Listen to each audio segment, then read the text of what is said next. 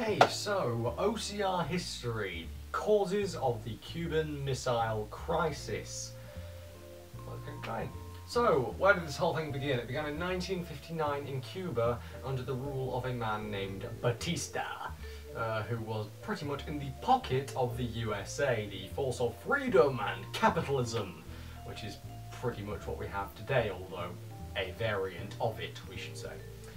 So, what happened? Well, not everyone liked Batista, by which I mean almost no one liked Batista in Cuba itself. Obviously the USA loved Batista because he was helping them out. They had very friendly trade with Cuba because Batista was very friendly with the USA. However, Batista was a dictator. Most people in Cuba itself thought he was a horrible man who ruled very cruelly and selfishly and just generally didn't like him. I could go into details, but that really isn't that important. All you need to know is that he was overthrown by a man named Fidel Castro in the Cuban Revolution. When this happened, it became clear to the USA that once Castro took over, which he did, he was planning to introduce socialism, a form of socialism, to Cuba. Essentially what the USSR had at the time, which was obviously to America like, nah mate, no.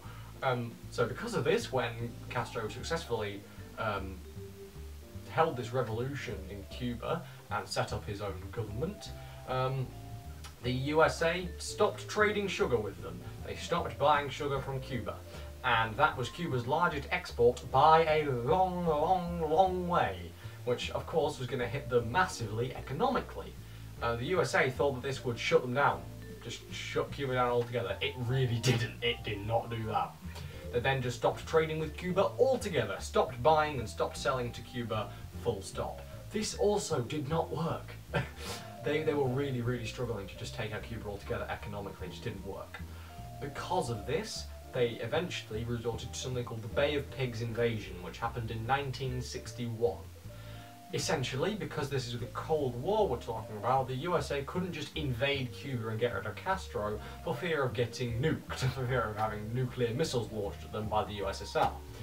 This was of course because Cuba had become a lot more friendly and had essentially become an ally of the USSR because they had become socialist. They shared a political belief and they now were an enemy basically of the USA, so they replaced the USA, you could say, with the USSR. So, the Bay of Pigs invasion came about. So, the USA took Cuban exiles, people who had been banished from Cuba for various reasons, and gave them weapons, gave them training, said, look at Cuba, go invade it. So instead of invading directly themselves, they got a group of Cuban exiles and made them do it for them. Can't emphasize this next bit enough, it was a disaster. Disaster for the USA and for these exiles. They got crushed by Castro. Crushed. This had two major effects. Firstly, it meant that Castro kept his power. You could say that's not an effect, but this is definitely an effect. It rather strengthened his hold on Cuba. He was able to defend against essentially the USA. And secondly, it strengthened Cuba and the USSR's relationship. It strengthened the ties between them, because now Cuba could not really be directly stopped by the USA, and now the USA had literally at multiple times now tried to attack and destroy the regime. They had, because of that, made better friends with Khrushchev and the USSR because they were being friendly, and they shared the political belief of communism, socialism, etc.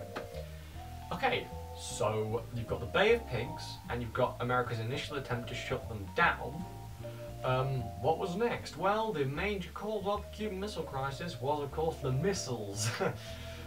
So what Nikita Khrushchev, the leader of the USSR at the time, decided to do was put nuclear missiles in Cuba rather than back in Russia, because Cuba, if you were not aware, is 90 miles away from Florida on the coast of the USA. That ain't much, considering. That is not much at all. Having missiles on Cuba would give Khrushchev and the USSR what we call first strike capability, which means that should a nuclear war break out, the person with first strike capability will most likely at least do the most damage because their missile hits first because it's closer. That's first strike capability.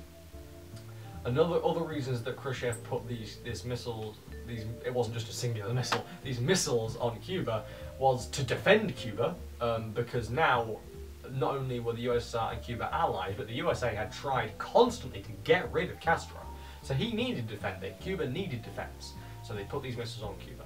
Another reason, and one which I have seen multiple of my classmates miss out on multiple times, and is very important, is at this point, before those missiles were put on Cuba, the USA already had missiles in Turkey, which is not quite as close as Cuba was to the USA, but was pretty close to the USSR. So in some ways, many people will argue that Khrushchev was simply defending. It was not an offensive thing. He was simply defending the USSR and defending Cuba because the USA had already put missiles near the USSR and they hadn't done what Kennedy would do in the Cuban Missile Crisis to come. This is the part where I check my phone. Let's make sure I haven't missed anything.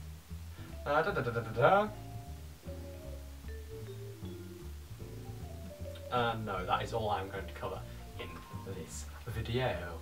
So, next time the Cuban Missile Crisis, but for now, those are the causes. The main points to consider are always these ones, and that is the actual revolution itself. You don't need to know many details other than that Batista was overthrown by Castro. Two major things there. Then you need to know the USA's response. Stop trading with sugar, stop trading altogether, didn't work. Final response, Bay of Pigs invasion. And then you need to know Khrushchev put missiles on Cuba because of these strengthened ties, defense, etc., etc., first strike capability. Why did he do it? And then that's pretty much the entire causes sorted. The next thing is the event of the CMC itself, which is a whole other barrel of, what is it? Barrel of cats. Let's go cats. Barrel of cats altogether.